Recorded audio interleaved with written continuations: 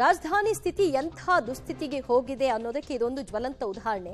ಬೀಳುವ ಸ್ಥಿತಿಯಲ್ಲಿ ಬೆಂಗಳೂರಿನ ಅಂಗನವಾಡಿ ಕೇಂದ್ರ ಇದೆ. ಒಟ್ಟು 30 ಮಕ್ಕಳು ಈ ಡೇಂಜರ್ ಕಟ್ಟಡದಲ್ಲೇ ಕುಳಿತು ಜೀವ ಭಯದಲ್ಲಿ ಪಾಠವನ್ನ ಕೇಳುವಂತಹ ಅನಿವಾರ್ಯ ಪರಿಸ್ಥಿತಿ.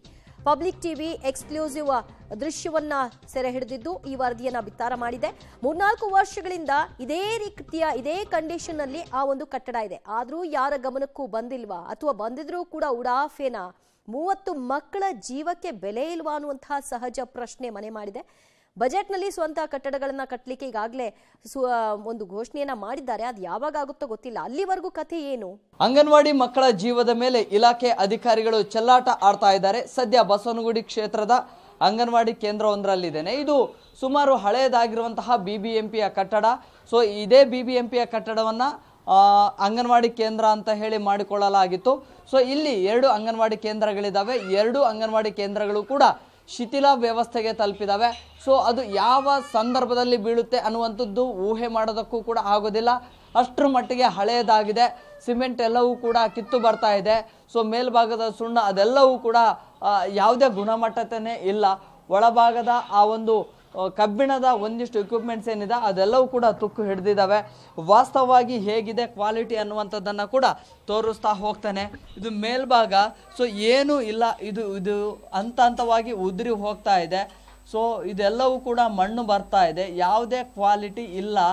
ಸೊ ಹೀಗೆ ಸುಮಾರು ವರ್ಷಗಳಿಂದ ಕೂಡ ಇದೆ. ಮಣ್ಣೆಲ್ಲವೂ ಕೂಡ ಕೆಳಗೆ ಬರ್ತಾ ಇದೆ. ಸೊ ಇದು ಮಕ್ಕಳಿಗೆ ಒಂದು ರೀತಿಯಲ್ಲಿ ಡೇಂಜರ್ ಝೋನ್. ಇದು ಒಂದು ರೀತಿಯಲ್ಲಿ ಮಕ್ಕಳ ಕಲಿಕೆಗೆ ಅಂತೇಳಿ ಬರ್ತಾರೆ. ಆದರೆ ಬಂದಂಥ ಸಂದರ್ಭದಲ್ಲಿ ಮಕ್ಕಳಿಗೆ ಯಾವುದೇ ಸುರಕ್ಷತೆ ಇಲ್ಲ. ಗಮನಿಸ್ತಾ ಇದ್ರಿ ಕಂಪ್ಲೀಟ್ ಆಗಿ ಆ ಗೋಡೆ ಏನಿದೆಯಲ್ಲ ಆ ಗೋಡೆಯ ಮಣ್ಣು ಕುಸಿತಾ ಇದೆ ದಿನಕ್ಕೆ. ಸೊ ಈ ಭಾಗದಲ್ಲಿ ಮಕ್ಕಳು ಆಟ ಪಾಠ ಅಂತ ಹೇಳಿ ಕಲಿಕೆಗೆ ಅಂತೇಳಿ ಬರ್ತಾರೆ. ಬಂದಂಥ ಸಂದರ್ಭದಲ್ಲಿ ಕೇವಲ ಮೇಲ್ಭಾಗದಲ್ಲಿ ಮಾತ್ರ ಒಂದಿಷ್ಟು ಸುಣ್ಣವನ್ನು ಹಾಕಿ ಒಂದಿಷ್ಟು ತೇಪೆ ಹಚ್ಚುವಂತಹ ಕೆಲಸವನ್ನ ಮಾಡಿದ್ದಾರೆ. ಈ ಭಾಗದಲ್ಲಿ ಕೂಡ ಗಮನಿಸ್ತಾ ಇದ್ರಿ ಗೋಡೆ ಅದೆಲ್ಲವೂ ಕೂಡ ಶಿಥಿಲ ವ್ಯವಸ್ಥೆಗೆ ತಲುಪಿದೆ. ಮಳೆ ಬಂದ್ರಂತೂ ಕಂಪ್ಲೀಟ್ ಆಗಿ ಸೋರುತ್ತೆ. ಸೊ ಈ ರೀತಿಯ ಅವ್ಯವಸ್ಥೆಗೆ ನಗರದಲ್ಲೇ ಅಂಗನವಾಡಿ ಕೇಂದ್ರಗಳಿದ್ದಾವೆ. ಕೇವಲ ಈ ಒಂದು ಅಂಗನವಾಡಿ ಕೇಂದ್ರ ಮಾತ್ರ ಅಲ್ಲ, ನಗರದ ಕೆಲವೊಂದು ಅಂಗನವಾಡಿ ಕೇಂದ್ರಗಳಿಗೂ ಕೂಡ ಇಂಥದ್ದೇ ಸ್ಥಿತಿ ಇದೆ. ಸೊ ಮಕ್ಕಳು ಕಲಿಕೆಗೆ ಅಂತೇಳಿ ಬರ್ತಾರೆ. ಬಂದಂಥ ಸಂದರ್ಭದಲ್ಲಿ ಈ ರೀತಿಯ ಅಧ್ವಾನ ಆಗಿರೋದನ್ನು ಕಂಡು ಪೋಷಕರು ಕೂಡ ಆತಂಕಕ್ಕೆ ಒಳಗಾಗಿದ್ದಾರೆ.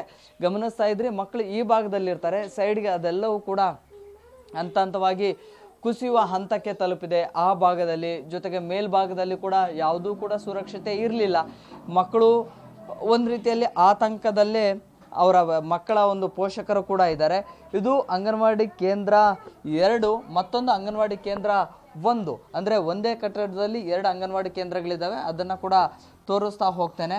ಸೊ ಈ ಒಂದು ಕೇಂದ್ರದಲ್ಲಿ ಇಲ್ಲಿ ಕೂಡ ನೋಡಿ ಮಳೆ ಬಂದಂಥ ಸಂದರ್ಭದಲ್ಲಿ ನೀರು ಸೋರಿ ಎಲ್ಲವೂ ಕೂಡ ಕ್ವಾಲಿಟಿಯನ್ನು ಕಳೆದುಕೊಂಡಿದ್ದಾವೆ. ಅದರ ಜೊತೆಗೆ ಮೇಲ್ಭಾಗದಲ್ಲಿ ಕೂಡ ಇದೀಗ ಕಂಪ್ಲೀಟ್ ಆಗಿ ಇದೀಗ ಸಿಮೆಂಟ್ ಕೂಡ ಎದ್ದು ಬರ್ತಾ ಇದೆ. ಕೇವಲ ಒಂದು ಭಾಗದಲ್ಲಿ ಅಲ್ಲ, ಇಡೀ ಕಟ್ಟಡದಲ್ಲಿ ಕೂಡ ಇಂಥದ್ದೇ ಶಿಥಿಲ ವ್ಯವಸ್ಥೆಗೆ ತಲುಪಿದೆ. ಮಕ್ಕಳು ನಿಜಕ್ಕೂ ಕೂಡ ಒಂದು ರೀತಿಯಲ್ಲಿ ಮಕ್ಕಳನ್ನು ಕಳಿಸೋದಕ್ಕೆ ಪೋಷಕರಿಗೂ ಕೂಡ ಒಂದು ರೀತಿಯಲ್ಲಿ ಆತಂಕ ಇದೆ.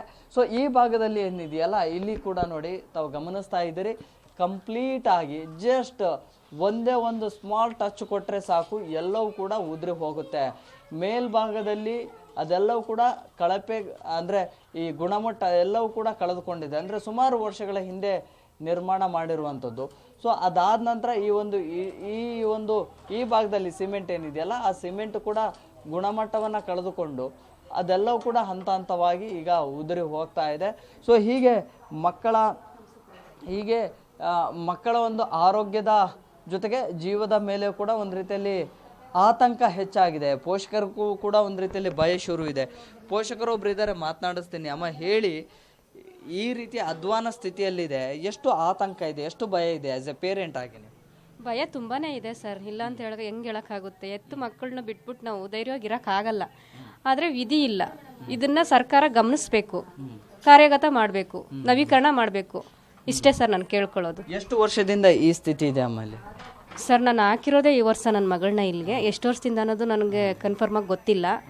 ಒಟ್ಟಿನಲ್ಲಿ ನಾನು ಈ ವರ್ಷದಿಂದ ನೋಡ್ತಾ ಇದ್ದೀನಿ ಸರ್.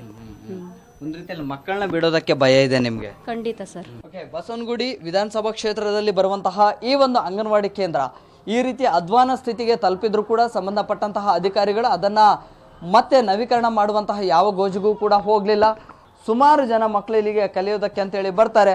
ಪೋಷಕರು ಕೂಡ ತಮ್ಮ ಮಕ್ಕಳನ್ನ ಅಂಗನವಾಡಿ ಕೇಂದ್ರಗಳಿಗೆ ಸುರಕ್ಷಿತವಾಗಿ ಇರ್ತಾರೆ, ಕಲಿತಾರೆ ಅನ್ನುವಂಥ ಕಾರಣಕ್ಕಾಗಿ ಬಿಟ್ಟು ಹೋಗ್ತಾರೆ. ಆದರೆ ಇಲ್ಲಿ ಯಾವುದೇ ಸೇಫ್ಟಿ ಇಲ್ಲ. ಯಾವ ಸಂದರ್ಭದಲ್ಲಿ ಹೇಗೆ ಕುಸಿದು ಬೀಳುತ್ತೋ, ಯಾವ ಭಾಗದಿಂದ ಕುಸಿದು ಬೀಳುತ್ತೋ ಅನ್ನುವಂತಹ ಆತಂಕ ದಟ್ಟವಾಗಿದೆ. ಸಂಬಂಧಪಟ್ಟಂತಹ ಅಧಿಕಾರಿಗಳು ಅಲರ್ಟ್ ಆಗಬೇಕು. ಇದಕ್ಕೆ ದುರಸ್ತಿಯ ಭಾಗ್ಯವನ್ನು ಕೂಡ ಕಲ್ಪಿಸಬೇಕು. ಮಕ್ಕಳ ಜೀವವನ್ನು ಉಳಿಸಬೇಕು. ಕ್ಯಾಮರಾ ಪರ್ಸನ್ ಯಶವಂತ್ ಜೊತೆ Prakash D Rampur, public TV, Bengaluru.